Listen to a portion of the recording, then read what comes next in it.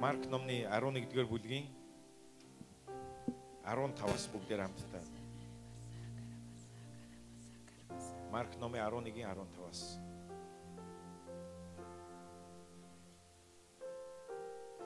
Саясны оршихуйд магтаж байхад надад энэ түүхийг эзэн сануулж байлаа. Хамтдаа бүгдээр уншицгаая. Тэд Иерусалимд ирцгээлээ. Есүс сүмд ороод тэнд байсан худалдаачдыг болон худалдан авагчдыг хөөн гаргаж мөнгө солигчдын ширээнүүд ба тагтаа худалдагчдын сандлыг хөмөрч орхив. Сав суулга зөөж сүмээр явахыг тэрээр хэнд ч зөвшөөрсөнгүй. Яагаад? Есүс энд 16 дээр хийсэн зүйлсийг яагаад Есүс үйлдсэн бэ? Яагаад Есүс тэр худалдаа наймаа эрхэлж байгаа хүмүүсийг хөөн гаргасан бэ? Мөнгө солигчдын ширээнүүдийг тэр яагаад хөмөрсөн бэ?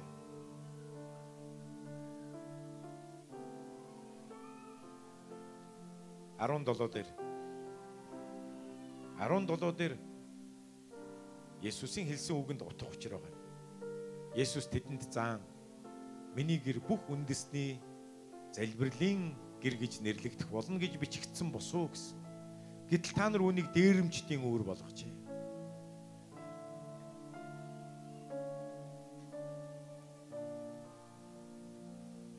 Лук номоор хийсэн Есүс кинон дээр орчуулган дээр ингэж хэлсэн байд. Миний гэр надтай ярих газар гэж бичигдсэн босуу гэж. Тэгээ залбирлын гэр гэдэг чинь тийм шүү дээ. Залбирал гэдэг чинь бурхантай харилцах, бурхантай маш бодитоогоор харилцах, ярилцах тэр газар байхгүй юу?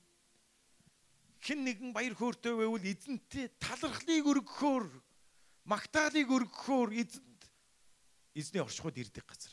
Эзний сүм, эзний өргөө. Хэрвээ хэн нэгэн алдаж онож явж байгаа гим нүгэлд унсан тэр хүн байгаа бол өнөөдөр шиг эзний оршихуйд эзэнтэй ярихаар эзний өмнө алдаа гим нүглээ гимшин улаан түүний өршөөлийн нэрлийг гун эзэнтэй ярих эзэнд ойртох тэр газар шүү дээ эзний өргөө гэдэг чинь. Магтаал ч гэсэндээ тийм. Магтаалын цаг гэдэг чинь нэг 25-аас 30 минут зүгээр нэг цуглааны эхлэлийн нэг нээлтийн хөтөлбөрт орцсон. За тэдээс тэдэн минут нэг ийм сонгоо дуулъя. Тэдэн минут дууллаа. Гэтэл үнэн сэтгэлээсээ тэр хүмүүс эзэнтэй ярьдгүй, эзний оршихуйд ордгоо бол ямар хэрэг байх вэ? Энэ бидний 10:00-д эхэлж байгаа магтаалын цаг бол эзний оршихуйд орох цаг шүү дээ. Эзэнтэй ярилцахаар, магтаалаар түүний дааман хаалгаар ор. Талархалтайгаар түүний хашаагаар орох түн гэж хэлдэг. Маш бодиттой орон бурхантай, эзэнтэй ярилцах тэр цаг байхгүй яах вэ? Амен. Эзний гэр бол бүх үндэсний залбирлын гэр буюу эзэнтэй ярих тэр газар шүү дээ. Бүх улс үндэсний хүмүүс эзний чуулганд эзний оршихуйд ирэн ярих газар. Түүнд зүрх сэтгэлээ нээх газар. Залбирал бол зүгээр нэг шашинлаг майн шиг тий зүгээр майн шиг хоосон уншдаг зүйл биш шүү дээ. Энэ залбирал гэдэг бол маш бодтойгоор эзэнтэй ярих тэр харилцааг хэлээд байгаа.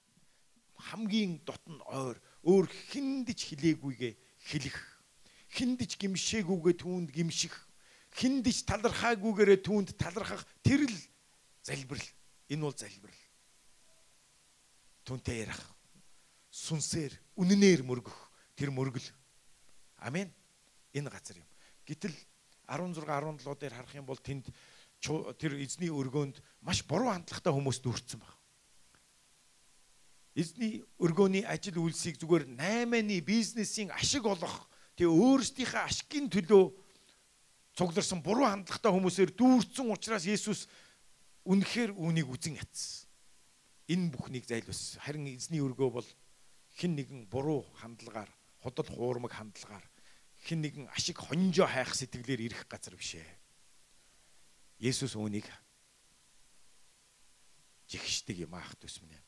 Харин эзний өргөө бол алдааж, онож байгаа гимтэй, нүгэлтэй, тэр сул дорой, Эсвэл тэр баяр хөөрөөр дүүрсэн хүмүүс эзэнтэй л үнэн зүрхнээс ойртон очиж ярих газар шүү. Амен. За бас нэгэн надад сануулсан бас ишлэл юу вэ гэхээр Эхлэл номон дээр Эхлэл номны 4-р бүлэг дээр гарч байгаа нэгэн түүх байгаа. Каин дүүгээ алсан. Яг л зүрх сэтгэл нь хорон муу байсан. Зүрх сэтгэл нь атаархалд автсан. Тэ өөрийнхөө дүүг алах үед эзэн түүнтэй ярьж байгаа. Түүнд гимших боломжийг олгож байгаа. Харин Каин гимшээгүй. Харин Эхлэл номны 4-р бүлгийн 16 дээр хамтдаа уншъя да. Юу гэсэн бэ? Каин эзний оршихугаас явсан гэж. Каин эзний оршихугаас явсан. Өөр газар яваад гисэн.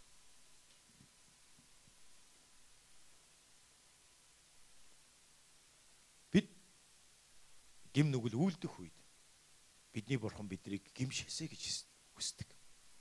Гимшиж өөрчлөгдөөсөө. Түүний өршөөл уучлалыг хүлээн авч дахин зөв байр суурин дээр гараасаа гэж хүсэж байхад харин Каин эсрэгүү тэрслүү хിവэрэ байж эзний оршихугаас гараа явчихсан баг. Өнөөдөр бид нар яагаад эзний өдөр цуглардсан бэ? Бид нар эзний оршихугаас явах биш, харин эзний оршихуг руу ирдэг. Бид нар түүнтэй ярихаар ирдэг.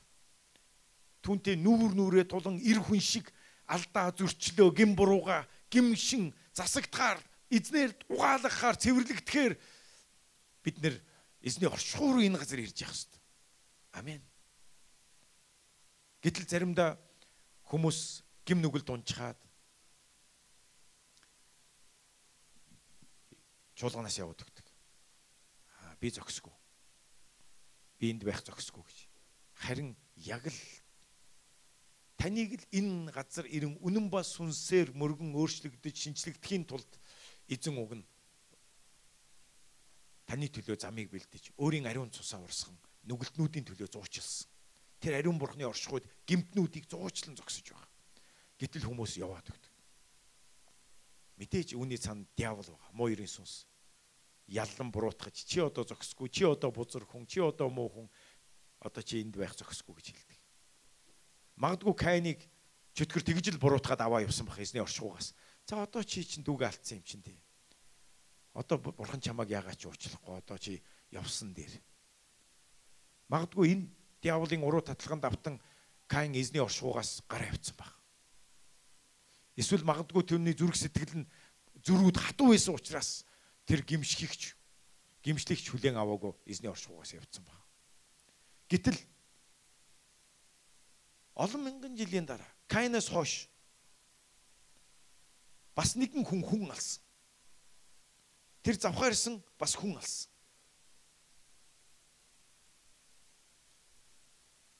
Харин энэ хүн бурхан энэ хүний тухай хэлэхдээ энэ хүн алсан хүний тухай энэ тохиолдолд бурхан хэлэхдээ миний зүрх сэтгэлийн тааллыг олсон хүн гэж хэлсэн байна. Энэ хэн байсан бэ? Давид хаан байсан. Дуулал 51-р бүлэг дээр. Дуулал 50-р бүлэг дээр. 51.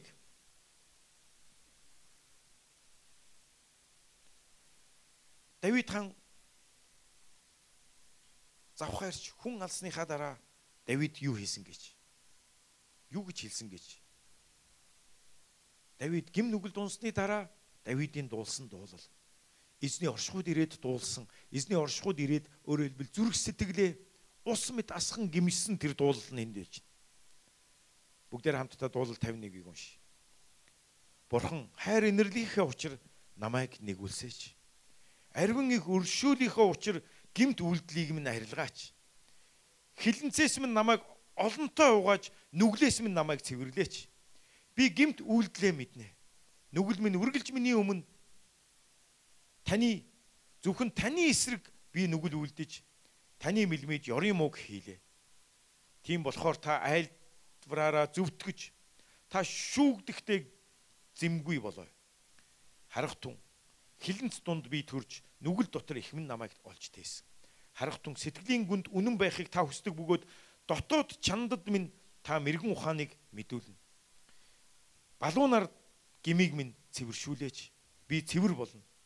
Намайг угаагач би цаснаас цагаан болно. Надад баяр хөөр баясгалангийг сонсгооч. Та яйруулсан ясаа баясгаач. Гим нүглээс минь нүрээ буруулж хилэнц бүхнийг минь арилгаач. Бурхан миний дотор цэвэр зүрхийг бүтээж миний дотор зөв сүнсийг шинчлээч. Оршихуугаасаа намайг бүү холдуулаач. Ариун сүнсээ надаас бүү аваач гэж хэлсэн байна. Каин эзний оршихуугаас явхад харин яг адилхан магадгүй тэрнээс ч илүү гим нүглийг үйлдсэн Давид болохоор оршихуугаасаа намайг бити аваач гэд эзний оршихуур ирсэн. Харин Каин оршихуугаас явхад Давид оршихуур руу ирсэн баг. Өнөөдөр энэ Магдалины цаг бидний эсийн бүлэг, бидний эзний өдрийн чуулган мөн өдөр болгон та нар хэлэхгүй өдөр болгон цаг үргэлж ямар ч тохиолдолд та эзний өмнө очих замтай болсон. Зөвхөн та мэдээж Библи биднийг эзний өдөр цуглар гэж хэлдэг. Хамтдаа цугларахыг Библи биднийг үргэлж уриалдаг. Еврей 10:25 дээр бүгдээр хамтдаа харцгаая. Еврей 10 дугаар бүлгийн 25 дээр Библи бидэнд юу гэж хэлдэг вэ гэхээр хамтдаа цугларахыг бидэнд бүр хүчтэй уриалсан байдаг. Тэр байтугай бүр хамтдаа цугларахыг умартан зуршил болгосон хүнтэй битээ нийл гэж хэлж байгаа. Хамтран цугларахыг умартан зуршил болгосон зарим хүмүүсийг битээ даг, үл даг гэж хэлсэн байна. Өөрөөр хэлбэл хамтдаа цугларахыг, чуулганд хамтдаа цугларахыг умартан зуршил болгосон. Өөрөөр хэлбэл мартаж, хаяа марцдаг, хаяа ирдэг, хаяа марцдаг, хаяа ирдэг. Ингэж зуршил болгосон хүмүүсийг битээ даг, зарим хүмүүсийг. Яагаад тэд эзний өргөнд ирэхийг, эзний оршихуйд ирэхийг мартаад байгаа? Эсвэл яагаад үл ойшоогоод байгаа? Зүрх сэтгэлд нь л асуудал байдаг. Тийм учраас Библи хэлэхдээ, өөрийн чуулганд хэлэхдээ тийм хүмүүсийг битээ дагаараа. Харин та нар хэлэхгүй юу? Харин нөгөө өдөр ойртож бүг харах тусам нөгөө өдөр гэж ямар өдөр вүлээ? Эзний шүүлтийн өдөр. Эзний дахин ирэх өдөр. Тэр өдөр ойртож бүг харах тусмаа бие биенээ улам илүү зоригжуулъя. Бид нар хамтдаа цугларч байгаа шалтгаан нь энэ. Бид нар яагаад эзний өдөр хамт цуглардیں? Яагаад эсийн бүлэг цуглардیں? Яагаад өглөөний залбирал 24/7 бид нар хамтдаа гэр бүлээрээ нөхөрлөдгийг? Бие бинийгээ зоригжуулахын тулд, эзний замаар тууштай итгэлтэй зөвхт байдал дотор алхахын тулд, зоригжуулахын тулд. Яагаад гэвэл нөгөө өдөр ирнэ. Тэр шүүлтийн өдөр ирнэ. Тэр үед бие бинийгээ тэрнээс өмнө зоригжуулж, буруу явж байгаа нэгнээ засаж залруулж, зөвхт явж байгаа нэгнээ улам зоригжуулж, улам урамшуулж, нөгөө өдөр шүүлтийн өдөр айдас гутам шиг дотор шүүлтэн дотор зогсохгүй тулд, зоригтой зогсохын тулд бие бинийгээ эзний үгээр зоригжуулах ёстой юм аах төсмөр. Амен. Халелуя.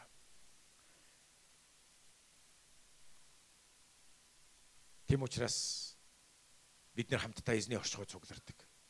Эзний оршихуйд. Нөгөө талаасаа бид нэр өдөр болгон эзний оршихуйд хүссэн үедээ өглөө, өдөр орой цаг үргэлж бид нэр түүний өмнө очих замтай болсон. Амен. Бид гим нүгэл алдаа зөрчил дотор унах. Тэр мөчид, тэр дороо, тэр даруй бид нар байгаа газараа зүрхэндээ цацуулан эзний оршихуйд очих замтай болгогдсон. Амен. Есүсийн нэрээр хамтдаа залбирцгаая. Есүс. Бүгдээрээ дахин зүрх сэтгэлдээ цацуулан эзний оршихуйд ирцгээе. Ариунаас ариун хаан эзэн шүүгч.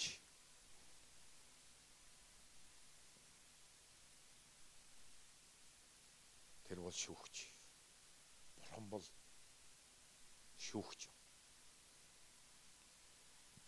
Хожим түүний өмнө зөрөгтэй зогсохын тулд зүрхэндээ цацуулан гим нүглээсээ эргэцгээе, гим шицгээе, чөлөөлөгдөгцгөөе. Ишуагийн нэрээр. Амен. Таны хаанчлал, таны нэгүсэл бэлхах болтугай. Учир нь Библи биднийг хамтран цугларахтаа нөгөө өдөр ойртож бууг харах тусам бие бинийгээ зоригжуулъя гэж хэлсэн. Тэгээ эзэн айсуу, эзэн ойрхон байгаа. Урд урдхаас илүү ойрхон байгаа юм аа. Амен. За 2 дугаар Коринт 6 дугаар бүлгийн 14-өөс 7-гийн 1 хүртэл эзний нэг ятгалаг байна.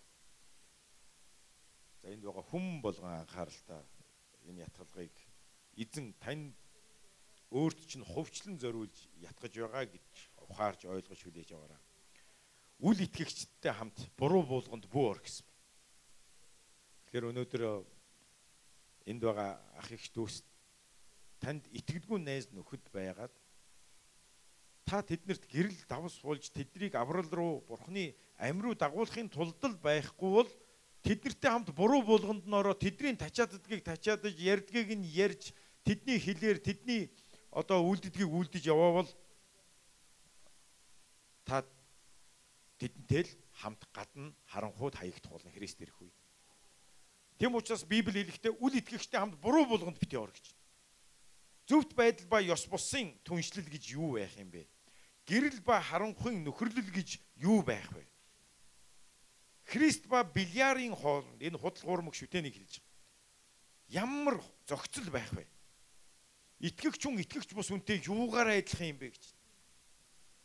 Бурхны сүм ба шүтэнүүдийн хооронд ямар зөвшөлтсөл байх вүлээ? Учир нь бид амьд бурхны сүм мөн.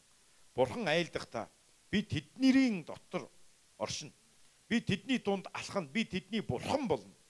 Тэд миний ард түмэн болно. Тиймээс тэдний дундаас гарч тусгаар бай гэж эзэн айлддаг. Бузар юмд бүүхүр.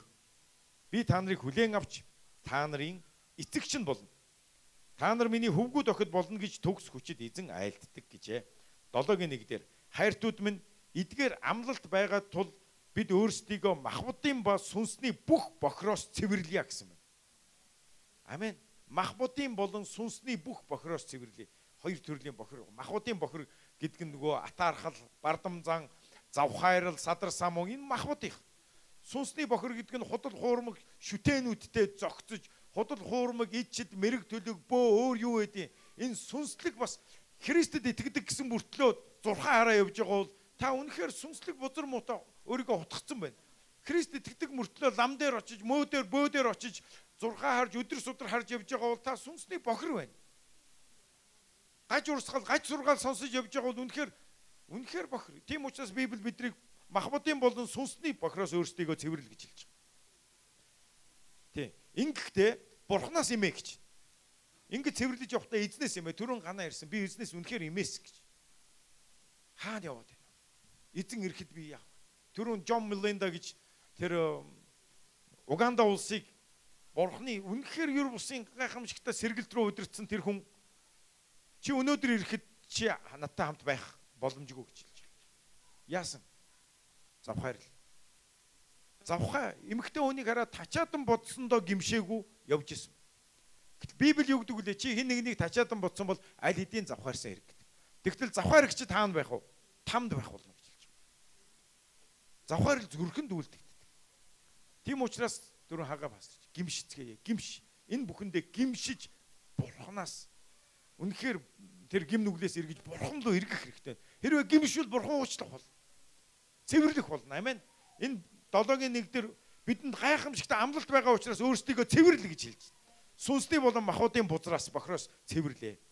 Ингэхдээ бурхнаас имэж ариун чанарыг төгс болгоё гинэ. Төгс гэж хэлсэн байна. Амен. Библи үнийг хүсдэг. Хамтдаа цуглахтаа бие бинийгээ зоригжуул гэж хэлдэг. Тийм учраас бид нар бурхны өмнө энэ ирж байгаа энэ 7 хоногт өнөөдрөөс энэ мөчөөс эхлэн бид нар ирж байгаа 7 хоногудад ирж байгаа энэ он жилүүдэд бид нар өдөр болгон эзний дотор гимшиж цэвэрлэгдэн бүх холцноосоо цэвэрлүүл. Махбодын болон сүнсний бузраас 24/7-да эзний оршихуд гимшихэр. 24/7-д сая нэг сарын өмнө баха манай цуглааны нэг 24/7 загсдаг залуу би ирэхгүй гэсэн. Тэгээ яасан гэсэн чинь би эзний өмнө их зөв тус байна. Тийм учраас ирэхгүй. Уг нь бол сонсогдох нь нэрэж тийм юм шиг уучлаарай. Харин зөвд бус хүмүүс эзний оршихур ирэх ёстой шүү дээ. Каин шиг эзний оршихугаас цухтаах биш. Харин Давид шиг эзний оршихур руу ирээд гимшин залбирч өөрчлөгдөөд гарч явж явах ёстой. Цаг үргэлж байгаа газараа. Гэр орон хөдөө гадаа та хаанч байна? Одоо гэгдэж байгаа өнөөдөр одоо гэгдэж байгаа цаг мөч болгоод гимших зохистой цаг. 24/7 гимшиж очих боломжтой цаг. Эзний өдрийн чуулганд бошуухан шиг босоод хэрвээ та гэмнүгэл дотор алдаа бэрчил дотор байгаа бол өглөө яаран ийшээ орж ирээд эзний орчхуйд сөхрөн эзэн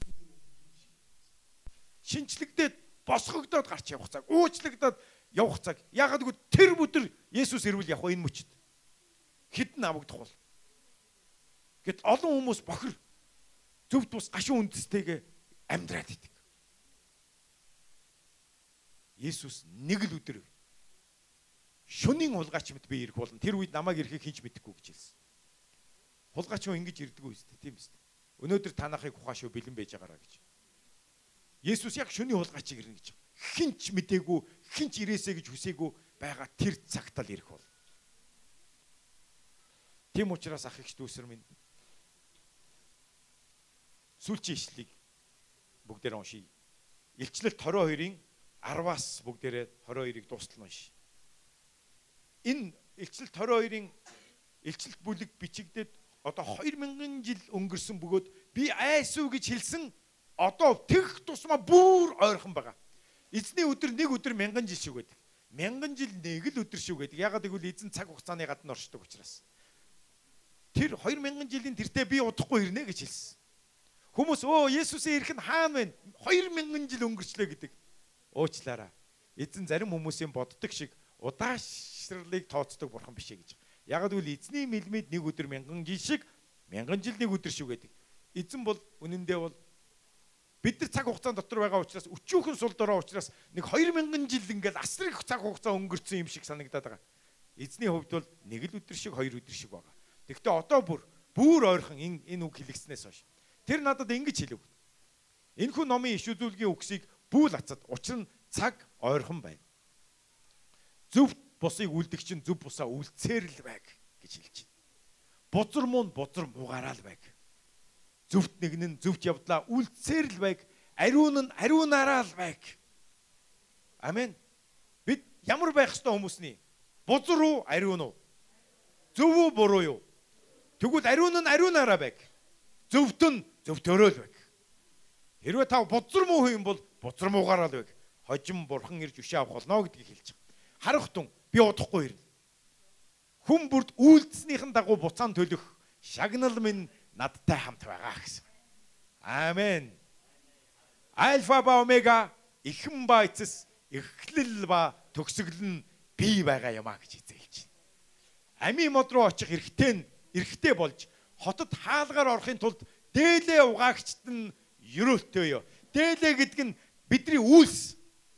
Энэ дээлээ угааж цагаан ариун байлгаж байгаа хүмүүс ерөөлтөө.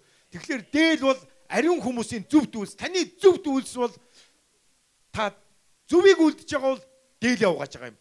Бузар муухагаас эргэж бузар мууг ярьж үлдэхэ болон зөвийг үлдэж байгаа бол та дээлээ угааж байгаа хүнтэй адилхан юм.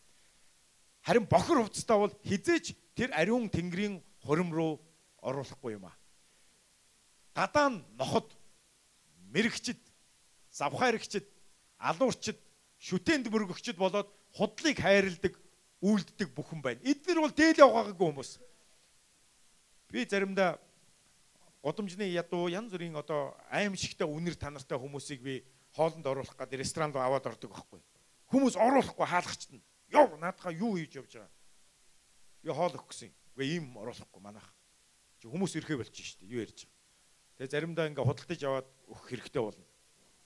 Тийм биз дээ. Тэнгэрийн улсад энэ бузар муу завхаарэгчд, алуурчд, шүтээнд мөргөгчд, махбодын болон сүнсний бузраас өөрийгөө ариутгаагүй хүмүүс та нар гудамжны хүмүүсийг харахаар ямар муухай байлаар үнэр танартай юм бэ? Гэртээ ч оруулахгүй та нар. Тэнгэрийн улсад махбодын болон сүнсний бузраасаа цэвэрлэгдээгүй дээлээ угаагүй хүмүүс яг л тийм хүмүүс шиг Тэнгэрийн улсад тэр ариун газар яаж орох юм бэ? Тийм муухай бузар муу муухайг анхлуулчаа. Тийм учраас л Библи биднийг дээлээ угаа гэж хэлж байгаа. Энэ бол гэмшил. Тэр бузар муугасаа эргэж цэвэр шиг. Есүсийн цус угаах бол. Амен. Үгүй бол өнөөдөр би завхаарч явж байгаа. Худал хуурмгийг хайрлаж явж байгаа. Тэгээд би Есүст итгэдэг юм чинь тэнгэр рүү орно доо гэж бол уучлаарай. Тэр ариун газар дээлээ угаагаагүй хэн ч орохгүй шүү. Тийм биз дээ. Өнөөдөр ч гэсэндээ та годомжны тараншааны шээс баасан үнэрсэн тэр хүнийг гэртээ оруулахгүй биз дээ. Тэрнээс ч илүү муухай үнэр бол гим нүгэл байхгүй. Харин ч годомжинд тэр бидний гэртээ оруулахгүй, ресторанд оруулахгүй гэж байгаа тэр муухай үнэртэй гэж байгаа хүн үнэндээ бол гэмшин эзний өмнө цэвэрлэгдсэн бол Деважин руу тэдэл орох бол. Та нар мэдэн штэ Луух номон дээр хин гэлвэ? Лазар. Яг л одоо манай гудамжинд амьдардаг хүмүүс шиг гудамжинд амьдардаг орон гэргүү ноход ирж шархыг нь долоодог, ноходтой хамт нохон хоол хаягдал хувааж иддэг байсан хүн Тэнгэрийн ус руу явсан байна шүү дээ. Гэтэл өөрийгөө зөвхт ариун би цэмцгэр мэдлэгтэй боловсралтай гэж байгаа тэр хүмүүс тэр баян хүн там руу явсан баг. Цаашаага 16 дээр. Есүс би чуулгануудын төлөө та нарт эдгээр зүйлийг гэрчлэхийн тулд тэнгэр илчээ илгээлээ. Тэгээ илчилт номыг бол чуулгануудын төлөө тэнгэр илчээ илгээн бичүүлсэн байгаа. Чуулган ямар байх ёстой, ямар байвал чуулган итгэгчдийг бөөлжиж амнасаа бөөлжин хаях юм гэдгийг чуулгануудын төлөө өнөөдөр бидний төлөө илчилт номыг бидэнд өгсөн. Дээлээ угаа гэж хэлж байна. Эдгээр зүйлийг гэрчлэхийн тулд тэнгэр илчээ илгээрээ. Давидын удам ба үндэс өглөөний гэрэлт од бол бий байгаа юм. Сүнс болон сүт бүсгүй ирээрээ гин. Тэг өнөөдөр хичнээн хүн энэ тараа Есүс хурдан ирээрээ гэж гуйдаг хүлээж байгаа хүн хэдэн вэ? Та нар бодож үзээрэй. Та Есүсийг хурдан ирээрээ гэж хүсдэг үү? Тэр үнэхээр Есүсийн сүт бүсгүй. Үнэхээр ариун сүнсээр дүүрсэн хүн бол үнэхээр дээлээ угаацсан бэлэн хүн бол ирээрээ л гэдэг. Ирээрээ Есүсээ түүнийг тисэн ядан хүлээж байдаг. Харин хорн муу, бузар муу хүмүүс бити ирээрээ гэдэг. Тэгтээ таны хүссэн ч үсээгүйч эзэн өөрийн ариун хүмүүсийн залбирал хашгираанаар ирэх болно. Тэм учраас та Есүсийг ирэхийг хүлээн байдаг, тисэн ядан хүлээдэг тийм хүн болоорой. Библи хэлдэг. Хожим тэр өөрийг нь тисэн ядан хүлээгчдийг гарцаагүй аврах болно. Ямар хүн тисэн ядан хүлээхгүй вэ? Хорон муу хүмүүс. Бузар муу хүмүүс. Сүнс болон сүт бүсгүй ирээрээ гэв. Та нар хэлэхгүй юу? Есүсээ ирээч. Хурдан ирээч. Ингэж хэлэхэд та нарын зүрх сэтгэл яаж вэ? Хүлээж авч чадахгүй байна уу? Яг гэвэл зөвхт бус байдал байгаа юм. Зөвхт бус нь хизээч Христийг хүлээж авдаг. Тэм учраас энэ 7 хоногт эзнийг эрен хайж эх 7 хоногт бүгдээрээ эзний өдөр хамтдаа цуглах үедээ эзэм нь хурдан ирээрээ гэж тисэн ядан хүлээгч нэгэн болж ирээрээ. Амен.